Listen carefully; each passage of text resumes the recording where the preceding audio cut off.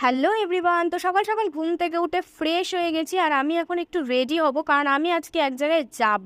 তো যাওয়ার আগে ভাবলাম যে একটু চা খেতে হবে, কারণ ঘুম থেকে উঠে চা না খেলে পুরো মাথা বিগড়ে থাকে আমার। তো চা খেয়ে এখানে কিন্তু আমি রেডি হয়ে চলে এসেছি, আর আমাকে কেমন লাগছে সেটা কমেন্ট করে জানিও।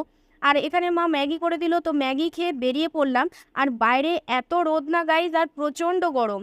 তো তারপরে পৌঁছে গেলাম আমার বয়ফ্রেন্ডের বাড়িতে। অনেকদিন ধরে ওর মা ডাকছিল আমাকে যে তুই অনেকদিন আসিস না, চলে আয় একদিন। তো আমি আসার পর থেকে মাম্মাম জাস্ট কি আরম্ভ করেছে তোমরা শুধু দেখো, যে ও কতটা লেভেলের দুরন্ত হয়েছে। তারপরে ভাবলাম একটু রিলস করি, রিলস করে আমার অবস্থা দেখো।